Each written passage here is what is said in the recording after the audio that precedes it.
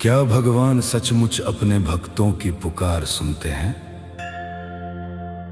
क्या कभी ऐसा हुआ है कि सब कुछ खो जाने के बाद भी भगवान ने असंभव को संभव कर दिया हो? आज मैं आपको सावन की एक ऐसी भावुक कथा सुनाने जा रहा हूं जिसे सुनकर आपकी आंखें भी नम हो जाएंगी। सावन का पवित्र महीना था। चारों दिशाओं में बोल बम और हर हर महादेव के जयकारे गूंज रहे थे। केसरिया वस्त्र पहने लाखों शिव भक्त कंधों पर कांवड़ उठाए बाबा बैद्यनाथ धाम की ओर बढ़ रहे थे। उन्हीं भक्तों की भीड़ में एक श्रद्धालु दंपति भी था। उनका वर्षों पुराना सपना था कि इस बार वे स्वयं गंगा जल लेकर भगवान शिव का जलाभिषेक करेंगे। पत्नी ने मुस्कुराते हुए कहा, नाथ, इस बार मुझे भी अपने साथ ले चलिए। मैं भी बाबा भोलेनाथ को अपने हाथों से गंगा जल चढ़ाना चाहती हूं। पति ने मुस्कुराकर कहा, यदि मन में सच्ची श्रद्धा हो तो भोलेनाथ स्वयं रास्ता आसान कर देते हैं। चलो, इस बार हम दोनों साथ चलेंगे। दोनों ने घर के मंदिर में दीपक जलाया, भगवान शिव का स्मरण किया, माता पिता का आशीर्वाद लिया और हर हर महादेव का जय घोष करते हुए यात्रा पर निकल पड़े। रास्ते भर भक्ति का अद्भुत दृश्य था। कहीं ढोल बज रहे थे, कहीं डमरू गूंज रहा था, कहीं छोटे छोटे बच्चे भी बोल बम का जयकारा लगाते हुए चल रहे थे। हर चेहरे पर थकान कम और भोलेनाथ के दर्शन की खुशी अधिक दिखाई दे रही थी। कई दिनों की यात्रा के बाद दोनों सुल्तानगंज पहुंचे। मां गंगा का दिव्य तट, हजारों दीप, घंटियों की मधुर ध्वनि और लाखों श्रद्धालुओं की भीड़। ऐसा लग रहा था मानो धरती पर स्वयं देवताओं का मेला लगा हो। पति ने पत्नी से कहा, तुम यहीं ठहरो, मैं पहले गंगा स्नान करके आता हूं, फिर हम दोनों मिलकर गंगा जल भरेंगे। पत्नी ने मुस्कुराकर हामी भर दी। पति हर हर महादेव का जय घोष करता हुआ गंगा में उतर गया। उसने पहली डुबकी लगाई, दूसरी डुबकी लगाई, लेकिन तीसरी डुबकी के बाद वह अचानक तेज बहाव में बहने लगा। लोग चिल्लाने लगे, अरे किसी को बचाओ, कोई गंगा में बह गया। कुछ नाविक दौड़े, कुछ तैराक पानी में कूदे, लेकिन तेज धारा ने उसे अपनी गोद में समा लिया। पत्नी यह दृश्य देखकर पत्थर की तरह जड़ हो गई। उसकी आंखों के सामने उसका पूरा संसार बिखर चुका था। वह रोते रोते गंगा किनारे बैठ गई और फूट फूट कर पुकारने लगी, भोलेनाथ, मैं तो आपके दरबार में विश्वास लेकर आई थी, फिर मेरे साथ ऐसा क्यों हुआ? लो संभालो भोले अपनी कांवड़, अब मेरा सब कुछ लुट गया। उसकी करुण पुकार सुनकर आसपास खड़े सभी श्रद्धालुओं की आंखें भर आई, लेकिन किसी को भी ये नहीं पता था कि अभी भगवान शिवलीला शुरू हुई थी। पत्नी की करुण पुकार सुनकर वहां मौजूद हर व्यक्ति की आंखें नम हो गईं।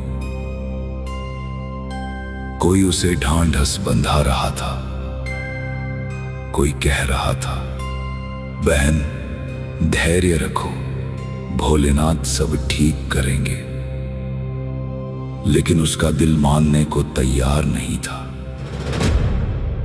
वो बार बार गंगा की लहरों की ओर देखती और रोते हुए पुकारती, हे भोलेनाथ। मैंने तो आपकी भक्ति की थी, फिर मेरी परीक्षा इतनी कठिन क्यों?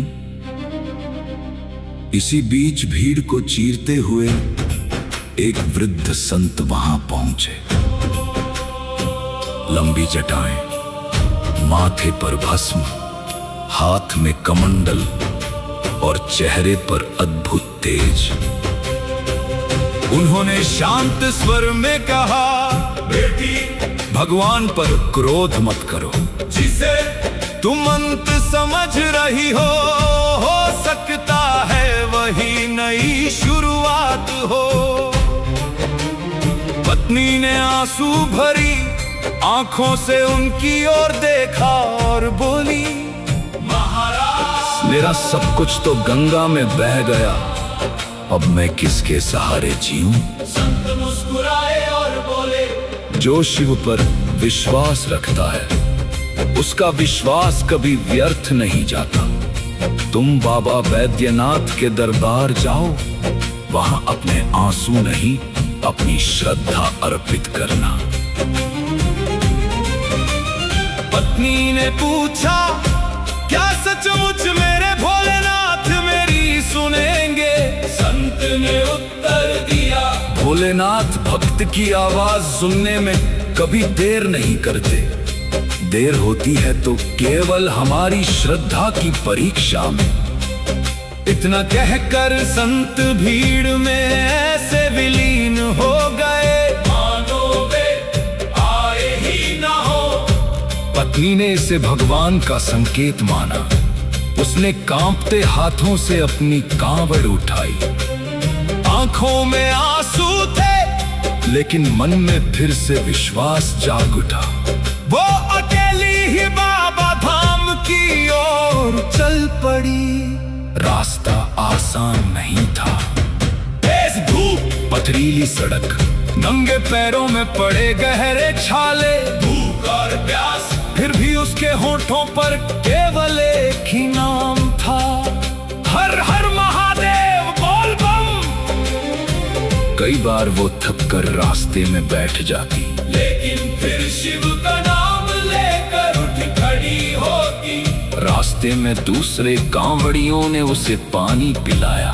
किसी ने फल दिए, किसी ने कहा, बैल बाबा सब देख रहे हैं, हिम्मत मत हारना।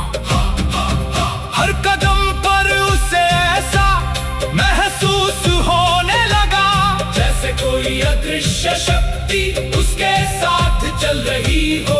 आखिरकार कई दिनों की कठिन यात्रा के बाद बाबा बैद्यनाथ धाम के स्वर्णिम शिखर उसकी आंखों के सामने थे।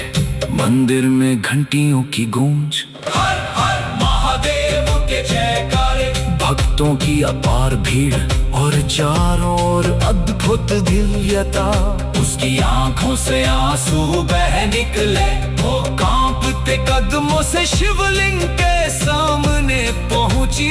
कांवड़ नीचे रखी और फूट फूट कर रो पड़ी।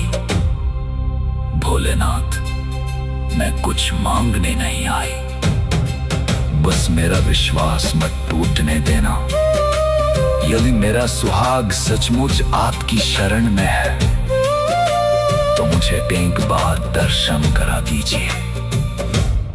उसी क्षण मंदिर के भीतर कुछ ऐसा हुआ जिसे देखकर हर भक्त स्तब्ध रह गया।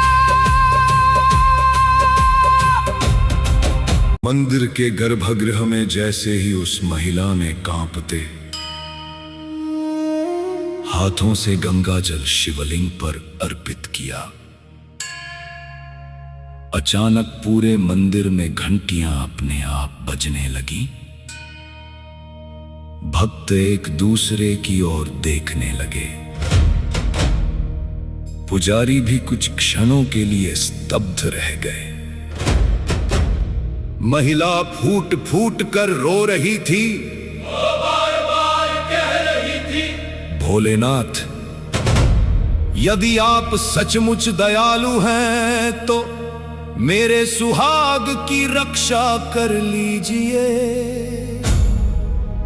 मैं आपके चरणों से खाली नहीं लौटना चाहती।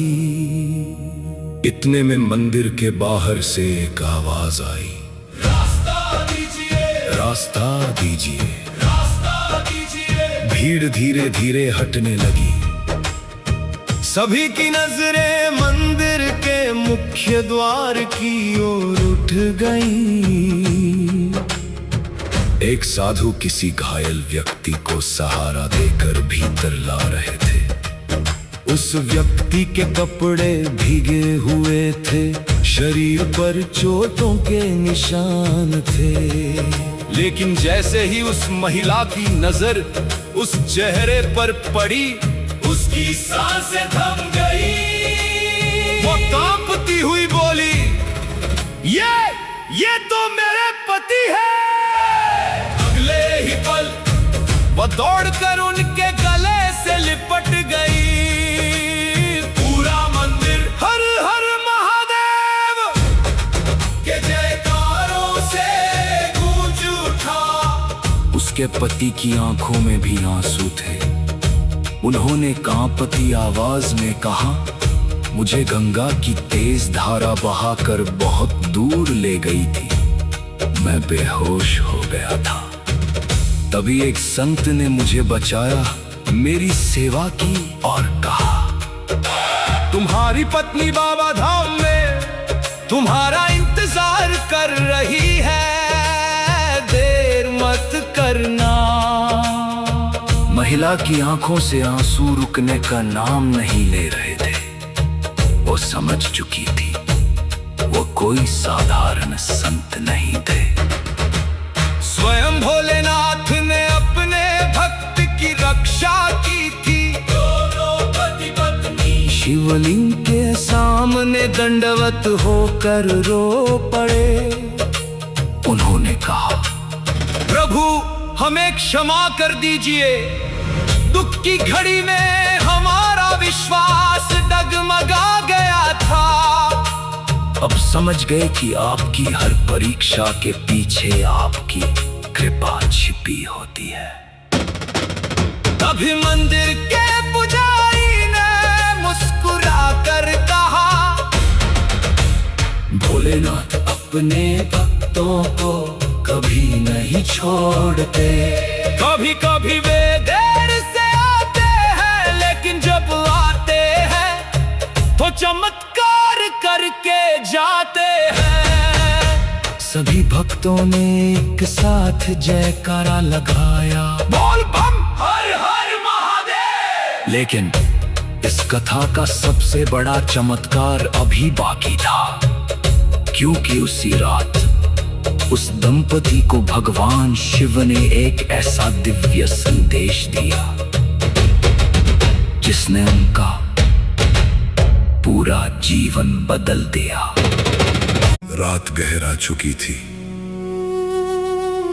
बाबा बैद्यनाथ धाम का पूरा वातावरण हर हर महादेव के जयकारों से गूंज रहा था। पति पत्नी मंदिर प्रांगण के एक कोने में बैठे भगवान शिव का स्मरण कर रहे थे। आंखों से खुशी के आंसू थमने का नाम नहीं ले रहे थे। तभी हल्की हल्की ठंडी हवा चलने लगी। मंदिर की घंटियां बिना किसी के छुए अपने आप बजने लगी। चारों ओर चंदन और धूप की दिव्य सुगंध फैल गई।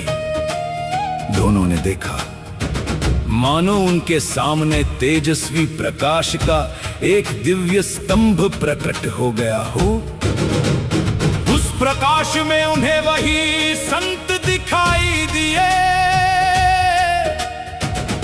जिन्होंने पहले पत्नी को धैर्य दिया था।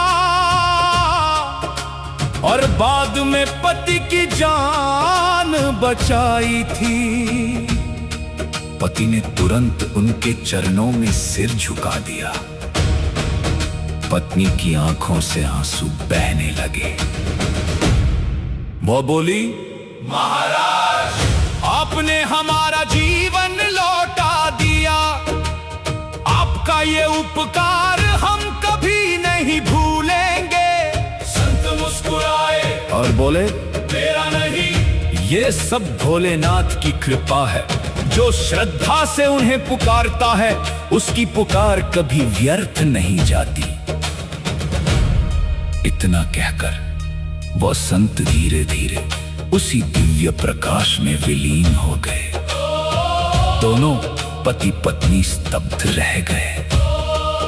उन्हें समझते देर नहीं लगी कि स्वयं भगवान शिव ने ही संत का रूप धारण करके उनकी रक्षा की थी। दोनों की आंखों से अश्रुधारा बह निकली। उन्होंने हाथ जोड़कर कहा, भोलेनाथ, आज से हमारा जीवन आपकी सेवा और भक्ति को समर्पित है। अगली सुबह दोनों ने पूरे विधि विधान से गंगाजल भगवान शिव को अर्पित किया। मंदिर में उपस्थित हजारों भक्तों ने महादेव का ऐसा जय घोष किया कि पूरा बाबा धाम गूंज उठा। उस दिन के बाद जब भी सावन आता, वो दंपति सबसे पहले बाबा धाम पहुंचते और हर मिलने वाले भक्त से एक ही बात कहते, मुसीबत चाहे कितनी भी बड़ी क्यों ना हो, भोलेनाथ पर विश्वास कभी मत छोड़ना। जब सारी दुनिया साथ छोड़ देती है, तब शिव अपने भक्त का हाथ थाम लेते हैं। इसीलिए कहा गया है, जिसके सिर पर भोलेनाथ का हाथ होता है, उसका कोई कुछ नहीं बिगाड़ सकता। यदि आपकी श्रद्धा सच्ची है, तो भगवान शिव आपकी हर पुकार अवश्य सुनेंगे।